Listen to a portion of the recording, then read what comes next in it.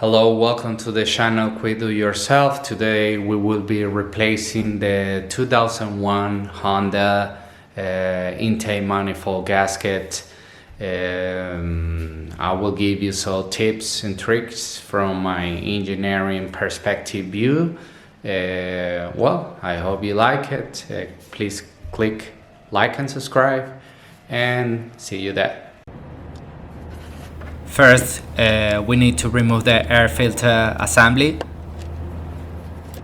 In order to do that, we need to remove the Phillips screw at the top of the air cover. And then we're going to proceed to release the clamps all around the air cover. This one is a little stuck here. Remove the air cover. Remove the air filter. Disconnect the intake air temperature sensor.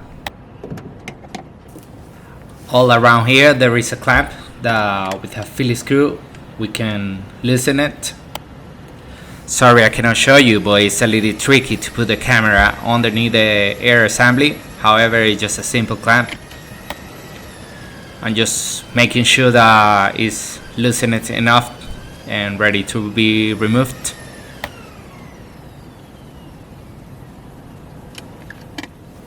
Now we're going to remove 3 10mm bolts, one on the right, one on the left, and one in the top left corner.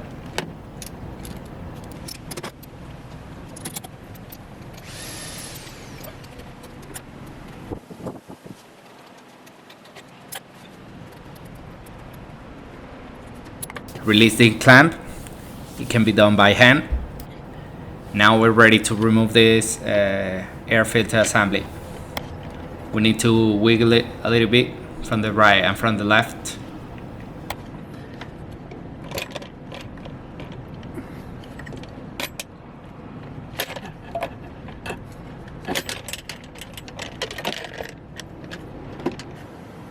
As a good practice, I like to keep the bolts in place, so when I put back everything, I know where everything goes. It saved me a lot of time doing this. Start disconnecting all the sensors around the throttle body.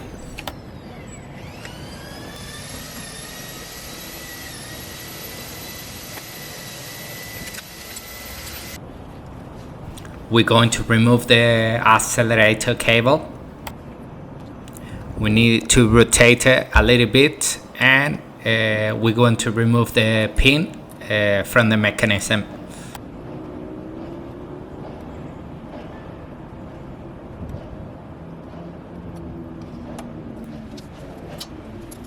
Now I'm going to remove the 2 10mm bolts to remove the bracket and be able to move out of the way the accelerator cable.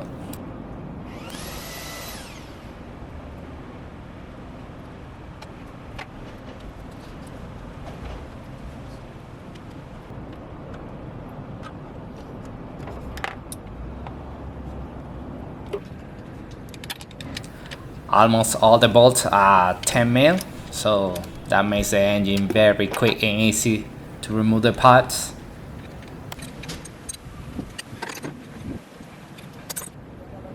To remove the top plastic cover, turn 90 degrees. I'm missing one plastic cleat, as you can see. Remove these 2 10mm bolts.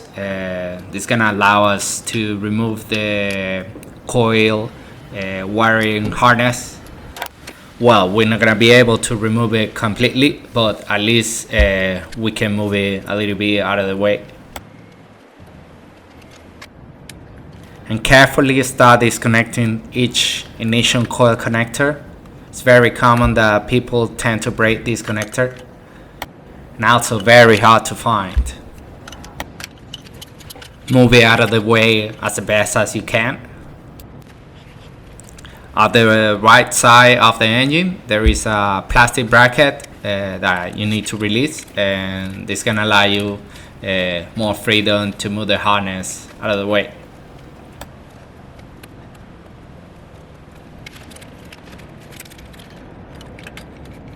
I start disconnecting the fuel injectors connectors. Also be very careful with this connector. With the heat of the engine, sometimes they are brittle, the plastic, and sometimes they break very easy.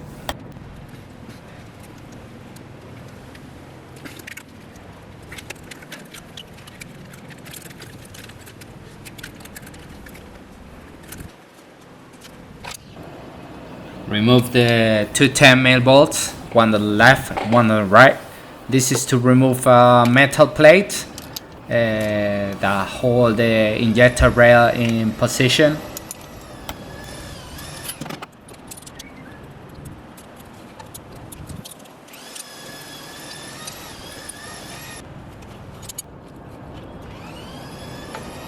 Remove the plate.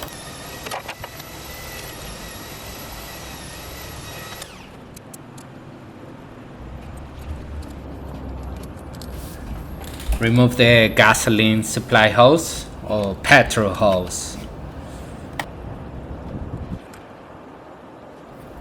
In order to be removed, you need to push the green tabs at both sides of the hose.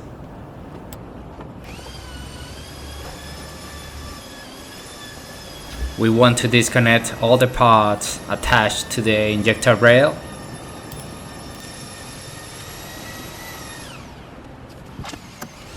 These air holes, they look simple, but sometimes they're a pain in the back. Check that nothing is attached to the injector rail. And now we're going to remove 2mm bolts that hold the actual injector rail.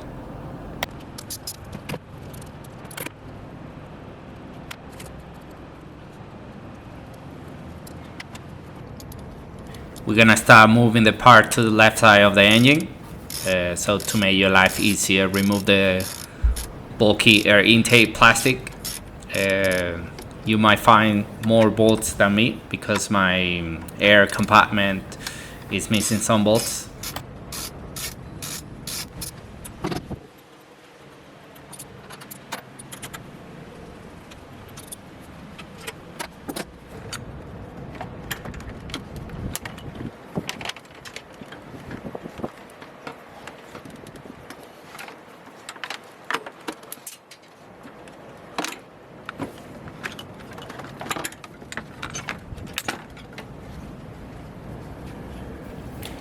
Remove the fuel injector rail.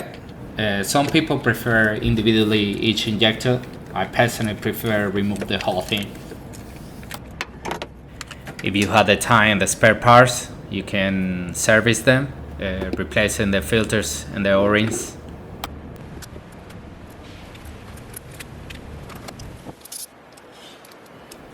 I'm gonna remove the 10mm bolts that hold the throttle body in position. Actually, it's 1 nut and 3 bolts.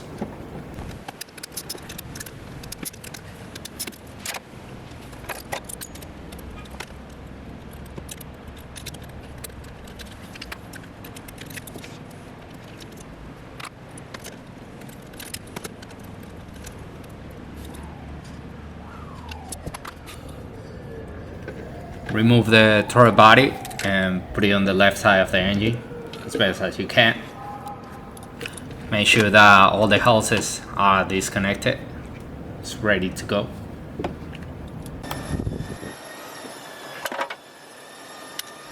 Remove this aluminum support. Honestly, I don't know what is the reason of this support. Maybe it's to see the injector rail. But remove it anyway. There are two 12mm bolts.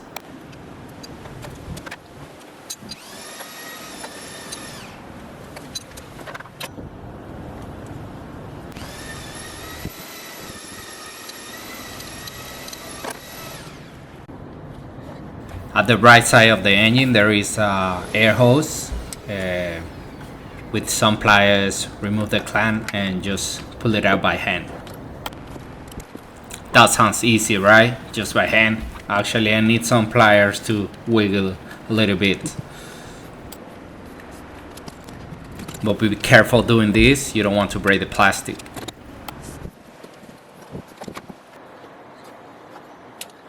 Remove this other air hose at the top of the engine.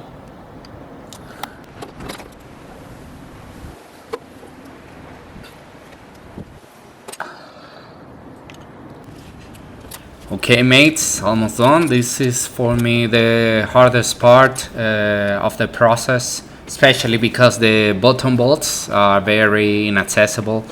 I recommend you removing the oil filter so you have more room and play, but I learned in the hard way.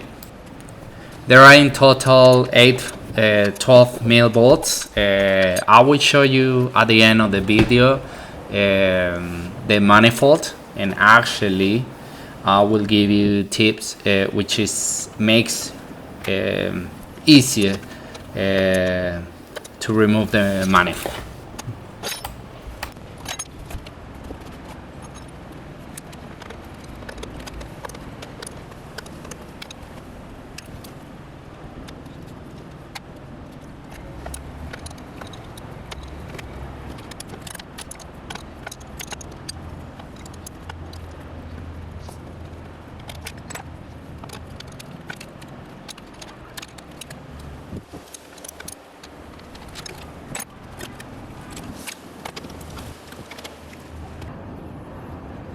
Like I said before, I did it the hard way. I think Honda especially designed this part to be removed altogether, and I removed in two separate ways.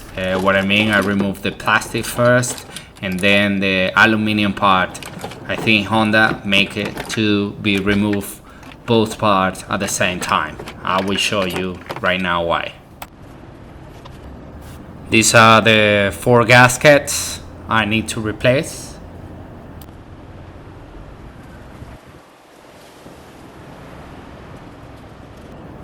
This is the other metal part that I supposed to be remove it together with the plastic part.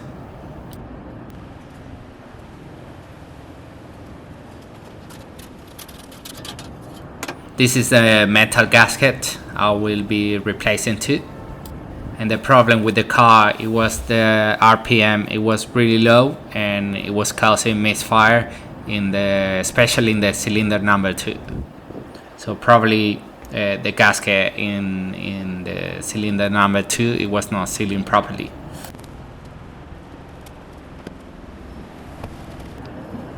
This is the part number for the metal gasket if someone need it. And this is the part number for the other gasket. You will need 4 of these. Okay, I had left these 3 bolts on purpose, so you can see they made kind of triangle shape. These are the bolts, they don't reach all the way to the back, and you can remove the rest of the bolts, and in this way you can remove this metal thing with the plastic thing altogether, and this will save you a lot of time.